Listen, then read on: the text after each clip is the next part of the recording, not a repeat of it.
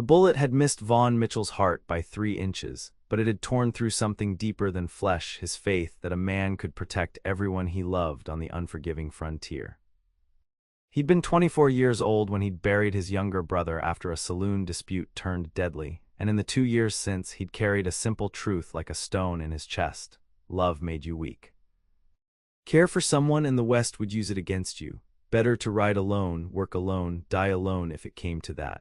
Now 26, Vaughn worked the cattle drives from Texas to Montana, hiring out his gun and his rope to whoever needed an extra hand. He was tall and lean, with dark hair that curled slightly at his collar and eyes the color of storm clouds. Clean-shaven except for a shadow of stubble that never quite disappeared, he wore his black Stetson low and his gun belt with the practiced ease of a man who knew how to use it. Women in every cow town from Abilene to Cheyenne had tried to catch his attention, but Vaughn Mitchell never stayed long enough for anyone to matter. That was before he rode into Mustang Creek with a herd of 2,000 longhorns and saw Faye Norris standing in the door of her father's mercantile, looking like she'd been carved from moonlight and sorrow. She was 23 years old, with honey blonde hair pulled back in a practical bun that couldn't quite contain the wisps that caught the afternoon sun. Her dress was simple calico, faded blue from too many washings, and mended at the sleeves with stitches so small they were almost invisible. But it was her face that stopped Vaughn mid-stride, delicate features marked by a long scar that ran from her left temple down to her jaw, puckered and pink against her pale skin. She saw him looking and immediately turned away, retreating into the shadowed interior of the store. Vaughn felt something shift in his chest, like a door he'd nailed shut was starting to crack open. He cursed it under his breath and followed his trail boss into the saloon, determined to wash away whatever foolish notion had just taken root. But Mustang Creek was a small town, and the next morning when Vaughn went to buy supplies for the trail ahead, there she was again behind the counter, counting out nails with quick, efficient fingers. "Morning," he said, pulling off his hat. Up close she was even prettier than he'd thought, blue eyes like a Wyoming summer sky and a mouth that looked like it had forgotten how to smile. "Morning," she replied without looking up. "What can I get you?" He rattled off his list, watching as she moved through the store with the kind of grace that spoke of long practice. When she reached for a tin on the top shelf, her sleeve fell back, revealing another scar across her forearm. "That'll be $4.60, she said, her voice soft but distant. Vaughn counted out the money, then found himself saying, "I'm Vaughn Mitchell. I'll be in town for a few days while the herd rests." "Faye Norris," she said, finally meeting his eyes. Then, as if she couldn't help herself, she added, "And before you ask, a Cheyenne raiding party attacked our wagon when I was 15. My mother and baby sister died. I'm lucky to have just the scars." The matter-of-fact way she said it hit Vaughn harder than any sob would have. "I wasn't going to ask." "They always do." She handed him his change, her fingers carefully avoiding his. "Good day, Mr. Mitchell." He should have left it there, should have taken his supplies and ridden on like he always did. But that night, lying in his bedroll under a ceiling of stars, all Vaughn could see was the way Faye Norris held herself together like a woman who'd learned not to expect kindness from the world. The next morning he found himself back at the mercantile. "Need more coffee," he said, though he'd bought plenty the day before. Faye raised an eyebrow but fetched the coffee without comment. When she set it on the counter, Vaughn said, "Wondered if you might like to take a walk this evening, after you close up." She stared at him like he'd spoken in a foreign language. "Why would you want to do that?" "Because you seem like someone worth talking to." "I'm not much to look at," she said, her hand unconsciously touching the scar on her face. "Surely there are prettier girls in town who'd welcome your attention." The words came out before Vaughn could stop them, soft and true. "To me, you're everything." Faye's eyes widened, and for a moment, the careful mask she wore slipped, revealing something raw and vulnerable underneath. Then she shook her head. "You don't know me." "Then let me." She was quiet for so long that Vaughn thought he'd pushed too hard. Then she said, "I close at 6, don't be late." Vaughn found himself grinning like a fool all the way back to camp, and the feeling terrified him. This was exactly what he'd sworn to avoid, caring about someone, giving the cruel frontier another hostage to use against him. But when 6 o'clock came, he was standing outside the mercantile in his cleanest shirt, hat in hand. Faye emerged wearing a shawl against the evening chill, her hair still in that practical bun. They walked toward the edge of town in silence, passing the saloon where tinny piano music spilled into the street and the livery stable where horses nickered softly in their stalls. "You're staying with the cattle drive?" she asked finally. "That was the plan. Trail boss wants to move out day after tomorrow." "Then why waste time on me?" Vaughn stopped walking and turned to face her. In the fading light, her scars were less visible, but her wariness was plain as day. "Does everything have to be a waste? Can't a man just want to spend time with a woman he finds interesting?" "Men don't find me interesting," Faye said flatly. "They find me pitiable or unsettling. The scar makes them uncomfortable. They look at me and see damaged goods." "Then they're idiots." Vaughn's voice came out harsher than he intended. "I look at you and see someone who survived something that would have broken most people. That's not damaged. That's strength." Faye's breath caught and suddenly there were tears on her cheeks, shining in the twilight. "You don't understand. Ever since the attack I've been different. People treat me different. The young men who used to call on me stopped coming. Their mothers look at me with pity. Even my father sometimes looks away when I catch him staring at my face, like he can't bear the reminder of what we lost." Something inside Vaughn's chest cracked wider. He recognized that particular kind of loneliness, the isolation that came not from being alone but from being surrounded by people who couldn't see past your wounds. "I know something about losing people," he heard himself say. "My brother Thomas was killed 2 years ago in Abilene. Stupid fight that never should have happened. I was supposed to be watching his back, but I was 3 drinks deep and laughing with some cowpunchers. By the time I got there, he was bleeding out in the street." He swallowed hard. "I decided that day that caring about people just gives the world ammunition to hurt you. Better to stay alone." Faye wiped her eyes with the back of her hand. "Then why are you here with me?" "Because I saw you yesterday, and for the first time in 2 years, I wanted to stay somewhere instead of running." The words hung between them like a confession. Faye stared at him and Vaughn could see her warring with herself, wanting to believe him but afraid to trust. "I close the store at noon on Sundays," she said finally. "If you're still in town, there's a spot by the creek that's pretty this time of year."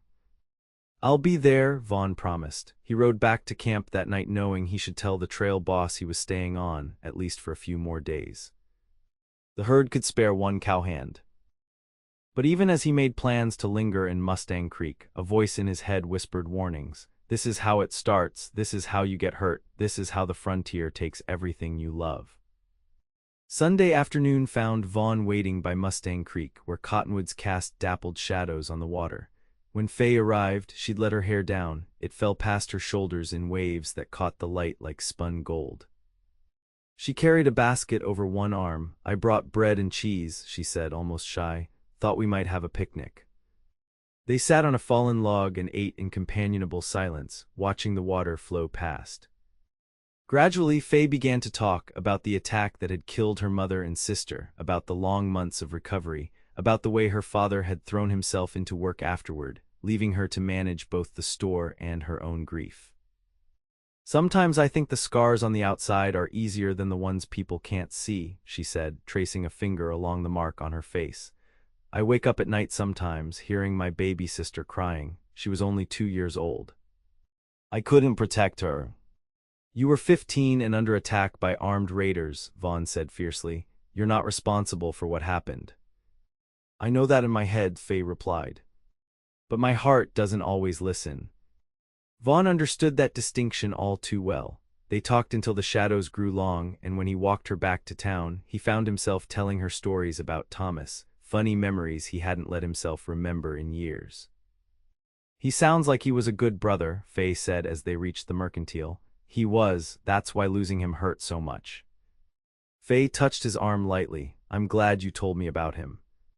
It helps knowing I'm not the only one carrying ghosts." Over the next week, Vaughn stayed in Mustang Creek, picking up odd jobs to justify his presence. He fixed fences for the local ranchers, helped the blacksmith shoe horses, and spent every spare moment finding excuses to visit the mercantile. Faye began to smile more, little flashes of warmth that transformed her whole face. The townspeople noticed, of course. Mustang Creek was too small for secrets. "You're wasting your time with that Norris girl," the saloon keeper told him one evening. Pretty enough if you can get past the scarring, but she's been strange ever since the attack. Jumpy, her father's worried she'll never find a husband. Vaughn set down his whiskey with enough force to rattle the glasses. Maybe she's been waiting for a man with enough sense to see what she's worth. The saloon keeper raised his hands in surrender. No offense meant, just giving you fair warning. But the warning that mattered came 3 days later when Vaughn was leaving the mercantile after sharing lunch with Faye.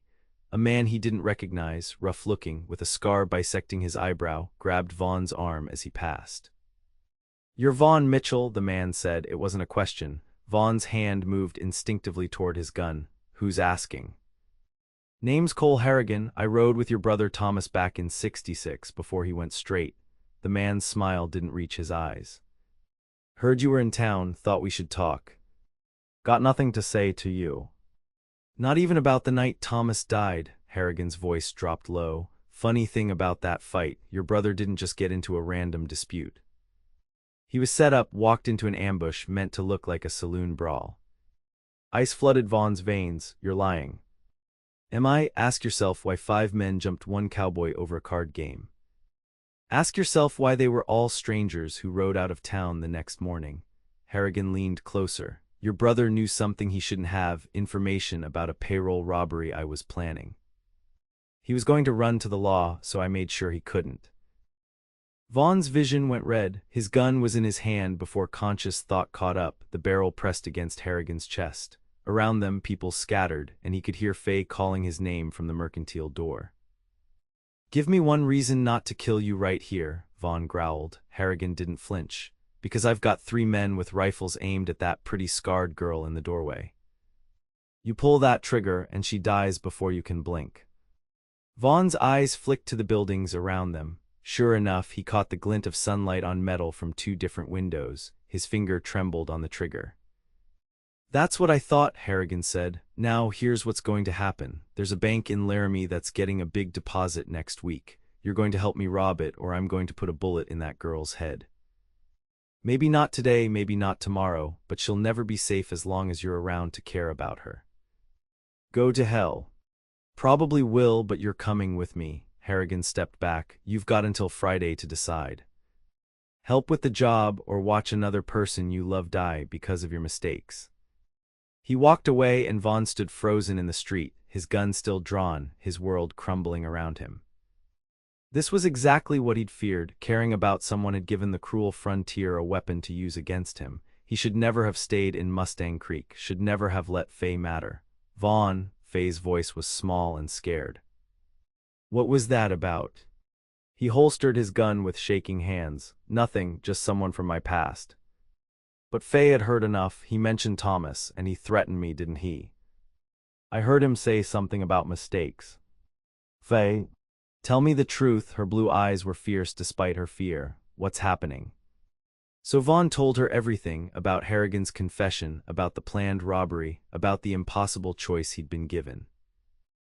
With every word he felt the walls he'd built around his heart crumbling, exposing the terrified man underneath who tried so hard not to care about anyone. "I have to leave," he said when he finished. "If I'm not here, you're not a target. He can't use you against me. And if you leave, he'll just follow you to the next town and find someone else to threaten," Faye said. "Or you'll spend the rest of your life running and alone, which is exactly what you were doing before you came here. At least you'll be safe." "I don't want safe." Faye's voice rose, drawing stares from passers-by. She grabbed his arm and pulled him into the alley beside the mercantile, away from curious eyes.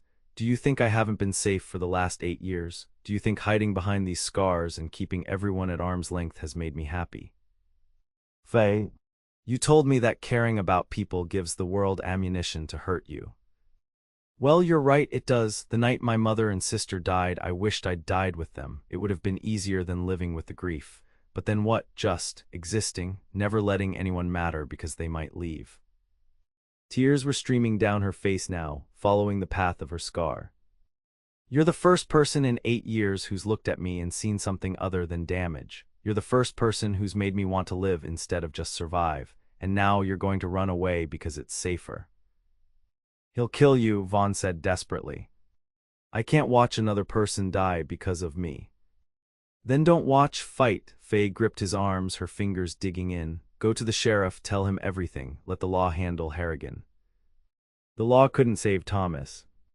Because you didn't know it was coming. Now you do. She pulled his face down to hers, forcing him to meet her eyes. I'm not asking you to stay for me. I'm asking you to stay for yourself, because if you run now, Harrigan wins. Your brother's death meant nothing, and you'll never have a chance at anything more than the loneliness you've been carrying. Vaughn wanted to argue, but looking into Faye's eyes, he saw the same fear he felt reflected back at him, and beneath it, a desperate hope that maybe, just maybe, they could be more than their wounds. I'm scared, he admitted. Good, so am I. Faye's smile was tremulous. But I'd rather be scared with you than safe and alone. Something in Vaughn's chest finally broke wide open, and he pulled Faye into his arms, holding her like she was the only solid thing in a shifting world. She wrapped her arms around him and held on just as tightly. I don't know how to do this, he whispered into her hair. I don't know how to care about someone and not live in fear of losing them. Neither do I, Faye admitted. We'll figure it out together. They went to the sheriff that afternoon, a grizzled man named Hollies who'd been keeping the peace in Mustang Creek for 20 years. He listened to Vaughn's story with narrowed eyes, then sent deputies to quietly round up Harrigan and his men. They found 2 of them at the saloon, but Harrigan and the 3rd man had disappeared. They must have spooked when they saw you heading to my office, Sheriff Hollies said grimly. The 2 we caught are singing loud enough to convict Harrigan of your brother's murder, but he's in the wind now. He'll be back. How long, Vaughn asked. Could be days, could be weeks. Men like Harrigan don't let go of a grudge easily, especially when someone makes them look like a fool. The sheriff fixed Vaughn with a hard look. You planning to stick around? Vaughn glanced at Faye, who stood beside him with her chin raised. Yes, sir, I am. Then I suggest you stay alert, and maybe get that young lady somewhere safe. I'm not hiding, Faye said firmly. This is my home. Over the next 2 weeks, life in Mustang Creek took on a strange quality, surface normalcy underlaid with constant tension. Vaughn moved his bedroll to the back room of the mercantile, ostensibly to help Faye's father with inventory, but really to keep watch. He wore his gun everywhere and slept lightly, ears tuned for any sound that didn't belong, but in between the fear, something wonderful was growing. Faye taught him the mercantile business, showing him how to balance the books and deal with customers. In return, he taught her to shoot, taking her out to the creek where they'd had their first picnic and patiently correcting her stance until she could hit a tin can at 20 paces. Why didn't you learn this before? He asked after she'd made 3 shots in a row. My father didn't think it was appropriate for a lady, Faye said, reloading with hands that no longer trembled. After the attack, he wanted me to be gentle and domestic, like nothing had changed. I think he was hoping if he ignored my scars, they'd somehow disappear. They're part of you, Vaughn said. And they're beautiful because they mean you survived. Faye lowered the gun and looked at him with such naked emotion that Vaughn's breath caught. I love you, she said simply. I know it's too soon and probably foolish, but I do. It's not foolish, Vaughn replied, pulling her close. And it's not too soon. I love you too, Faye Norris. I think I have since the moment you told me you weren't much to look at. He kissed her then, soft and careful, and she kissed him back like he was air and she'd been drowning. When they finally pulled apart, both breathing hard, Faye was smiling, a real, unguarded smile that made her face glow. When this is over, Vaughn said, when Harrigan is caught and things are safe, will you marry me? Yes, Faye said without hesitation. Yes, 1,000 times. They walked back to town hand in hand, making plans for a future that seemed more possible with every step. Vaughn would stay in Mustang Creek and work for Faye's father, eventually taking over the mercantile. They'd build a house near the creek where they'd fallen in love. Maybe someday there would be children, little ones with Faye's blue eyes and Vaughn's dark hair. For the first time since Thomas died, Vaughn let himself imagine a life defined by something other than loss. The attack came on a Tuesday evening, just as the sun was setting. Vaughn was closing up the mercantile while Faye finished inventory in the back room. He heard the footsteps on the wooden porch a second before the door burst open and Harrigan strode in, gun drawn. Thought you could hide behind the law, Harrigan snarled. Thought you could make a fool of me. Vaughn's hand moved toward his gun, but Harrigan was faster. Don't even think about it. Where's the girl? Long gone, Vaughn lied. Sent her to stay with family in Cheyenne. You're lying, Harrigan's eyes flicked toward the back room. I've been watching this place for days, I know she's here. Panic flooded Vaughn's system. He had to keep Harrigan focused on him, had to give Faye time to hide or run or... The back door slammed open, Harrigan spun toward the sound and Vaughn lunged for his gun. They fired simultaneously. Harrigan's bullet tore through Vaughn's shoulder, spinning him around. Vaughn's shot went wide, embedding itself in the wall. Harrigan advanced, gun raised for the killing shot. Vaughn scrambled backward, reaching for his fallen pistol with his good hand. This was it. This was exactly what he'd feared, dying and leaving Faye alone, proving that love was just another way the frontier destroyed you. Then Faye stepped out of the back room with a shotgun leveled at Harrigan's chest. "Drop it," she said, her voice steady as stone. Harrigan laughed. "You won't shoot, ladies don't." Faye fired. The blast caught Harrigan in the shoulder, sending him crashing backward into a display of canned goods. His gun clattered across the floor. Before he could recover, Sheriff Hollies and 2 deputies burst through the door, guns drawn. "We heard the shots," Hollies said, taking in the scene. He kicked Harrigan's gun away and hauled the groaning outlaw to his feet. "Cole Harrigan, you're under arrest for murder, attempted murder, and being a general pain in my backside." As the deputies dragged Harrigan away, Faye dropped the shotgun and ran to Vaughn, who was sitting against the counter trying to stay conscious. Blood seeped through his shirt, but the wound was high enough that nothing vital had been hit. "You taught me well," Faye said through tears, pressing her shawl against his shoulder to staunch the bleeding. "Remind me never to make you angry," Vaughn managed, then promptly passed out. He woke up in Doc Sanders's office with his shoulder bandaged and Faye asleep in a chair beside the bed, her hand wrapped around his. Outside the window, dawn was breaking pink and gold over Mustang Creek. Vaughn studied Faye's face in the early light, the delicate features, the scar she'd once called a mark of damage, the determined set of her jaw even in sleep. She'd saved his life, she'd stepped into danger without hesitation because she loved him, and somehow they'd both survived. Maybe that was the truth he'd been too scared to see. Love didn't make you weak. It made you strong enough to fight for something beyond mere survival. Faye's eyes fluttered open. "You're awake." "Thanks to you," Vaughn squeezed her hand. "You were incredible." "I was terrified," she admitted. "But I was more terrified of losing you." "I know the feeling." Doc Sanders released Vaughn 2 days later with strict instructions to rest and avoid getting shot again. The whole town turned out to see them emerge from the doctor's office, and Mayor Preston pumped Vaughn's good hand with enthusiasm. "Heard you and Miss Norris took down Cole Harrigan," the mayor said. "Man's been wanted across 3 territories. There's a $500 reward." Vaughn looked at Faye, who looked back at him with the same thought written on her face. $500 was enough to build their house by the creek. They were married 3 weeks later in the small church at the end of Main Street. Faye wore a dress of cream-colored silk that her mother had saved for her wedding day, and Vaughn wore a new suit that made him feel like an imposter. But when Faye walked down the aisle and smiled at him, that unguarded, radiant smile, he felt like the richest man alive. "I'm not much to look at," Faye whispered as they stood before the minister, echoing the words she'd said their first day together. Vaughn lifted her hand to his lips and kissed her scarred knuckles. "To me, you're everything." They built their house that summer, a sturdy 2-room cabin set back from the creek with a porch that caught the evening breeze. Faye's father gave them the mercantile as a wedding present, saying he was ready to retire and couldn't think of better people to carry on the business. Vaughn learned the rhythms of mercantile life, ordering inventory, haggling with suppliers, helping customers find what they needed. It was different from the cattle drives that had defined his 20s, but he discovered he liked the rootedness of it, the sense of community that came from knowing his neighbors and watching the town grow. More than that, he liked coming home every evening to Faye, to the smell of dinner cooking and the sound of her humming as she worked in the garden she'd planted behind the house. He liked the way she curled against him in bed, her scarred face peaceful in sleep. He liked building a life instead of just enduring one. The nightmares came less frequently for both of them. When Faye woke gasping from dreams of the raid, Vaughn held her until the terror passed. When he jolted awake seeing Thomas bleeding in an Abilene street, Faye whispered reminders that he was safe, he was home, he was loved. A year after their wedding, Faye told him she was pregnant.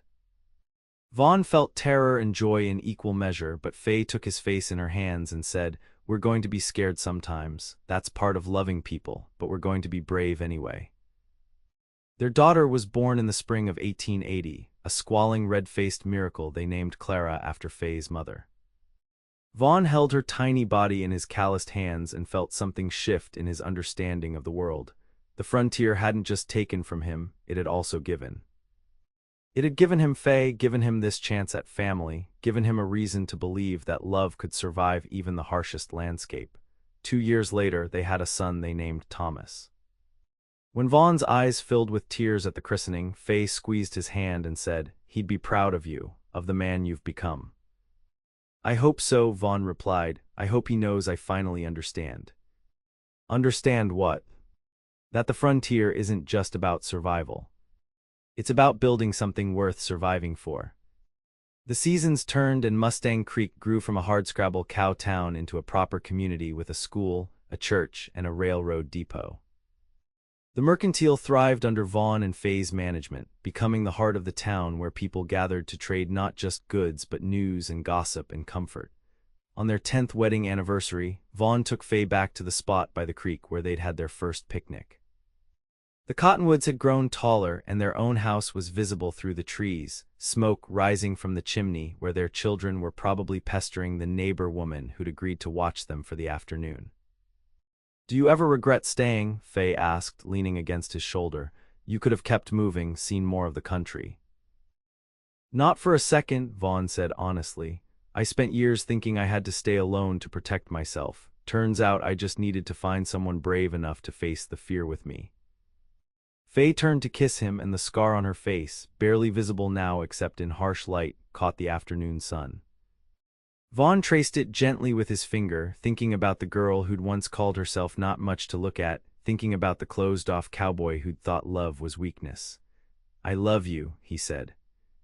"I love every part of you, including the parts you once tried to hide."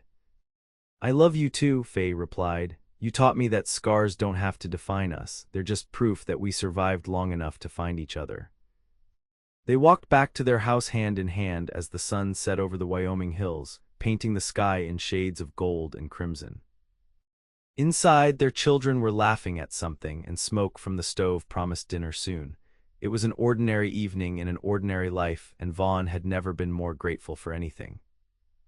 The frontier had tested him, had taken from him, had taught him hard lessons about loss and grief, but it had also given him everything that mattered: a home, a family, a love that had proven stronger than fear. He'd stopped running, stopped hiding behind the belief that caring made you weak. Instead, he'd learned what Faye had known all along, that the courage to love despite the risks was the bravest thing anyone could do on the wild frontier or anywhere else. As they reached the porch, Clara came running out to greet them, with Thomas toddling behind. Vaughn scooped up his daughter and settled his son on his hip, feeling the perfect weight of them, the perfect rightness of this life he'd built. "Tell us a story, Papa," Clara demanded. "Tell us about when you met Mama." Vaughn looked at Faye over their children's heads, and she smiled that smile that still made his heart race even after 10 years. "Once upon a time," he began, carrying his family inside, "there was a cowboy who thought he had to be alone, and then he met a brave woman who taught him that love was the greatest adventure of all." It was a simple story, but it was true. And in the warmth of their home, surrounded by the people who made everything worthwhile, Vaughn Mitchell finally understood that he'd found exactly what he'd been too scared to look for: a place to belong, a reason to stay, and a love that would last until the frontier itself grew tame and old. The frontier had made them who they were: scarred but strong, wary but hopeful, wounded but healing. And together they'd built something no hardship could destroy: a life worth living and a love worth fighting for, in Mustang Creek and all the years to come.